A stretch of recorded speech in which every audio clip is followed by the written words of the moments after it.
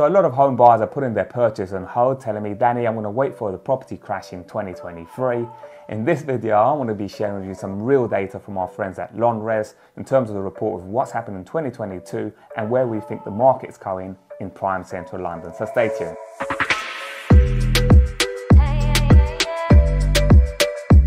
From a more macro level, we can see that mortgage rates have been less in terms of those applications, and the Bank of England recently has also suggested that there's been less approvals this time round as we come towards the end of the year. So the most obvious impact is going to be in the sales activity, especially those homes that are under offer.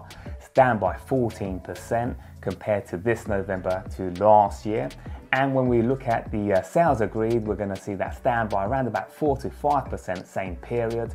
What is positive though is that as we come towards the end of this year, we can see those stock levels going up, with new instructions up by around about 4 to 5%, which is really going to be a relief to a lot of buyers out there, especially if this continues going on to 2023, because there were a lot of challenges, a lot of buyers that were getting hold of us and saying, Danny, we just can't find the family home that we're looking for in the area that we want. And if you're finding this prime London property market helpful, give me a thumbs up. It really helps me out in getting more of these videos out there. And for those waiting for a property price crash, I'm very sorry to say that we're not seeing any signs of property prices going down. In fact, if we look at this November compared to 2021, we can see prices actually increased by 1.9% comparing it to the same period last year. However, property is very much micro. There are micro markets. There are micro markets across the UK and especially also in London. So let's look at the differences in terms of those local markets, whether that's prime fringe, central London or inner London. And the market with the highest price growth was Marylebone, with the second highest being Knightsbridge and Belgravia, up by 9%. And meanwhile, and excluding those outliers in prime central London, there does seem to be a general trend when it comes to price growth, with prime fringe leading the way and following having inner London and very last being prime central London. This can change going into 2023 as more and more people become more dependent on those mortgages, especially in prime fringe. So we can very much see prime central London perhaps leading the way when it comes to the average price growth in those three prime London areas. Between January and October this year, the number of sales across prime London was 26% higher than the pre-pandemic average. However, the recent slowdown in activity has taken the figure down to 1.7% below the pre-COVID average in November. The stamp duty holiday may have ended last year. However, the number of sales was consistently higher this year compared to the pre-pandemic levels right up to November. So the prime London property market had been struggling with activity prior to the pandemic.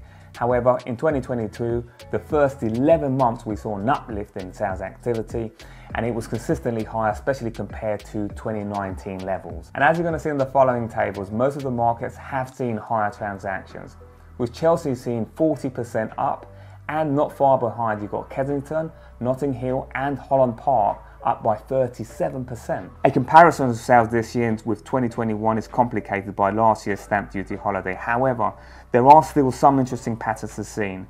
The biggest falls in sales were to be found in prime fringe markets, where domestic buyers moving out of central London were not only paying relatively lower prices for more space, but also taking advantage of the stamp duty holiday too.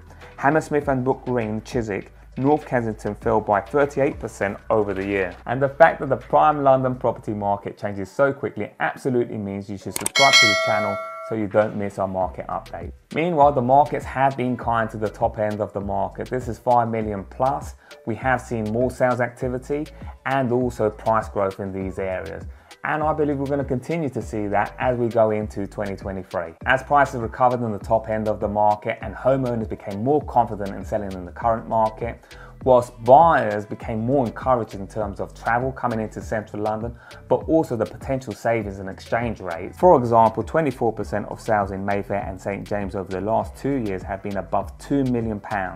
And sales this year were 16.9% higher than last year. So a quick recap on the monthly prime data for November 2022. Prime sales annual change, achieved prices 1.9%, properties sold 4.8% down, new instructions up by 4.6%, prime sales change since 2017 to 2019, 3.5 up, 1.7 down when it comes to properties sold, and new instructions is 9.1% up. And as always, if myself or my team can help you with anything to do with prime London property, please reach out to us. We're always happy to help.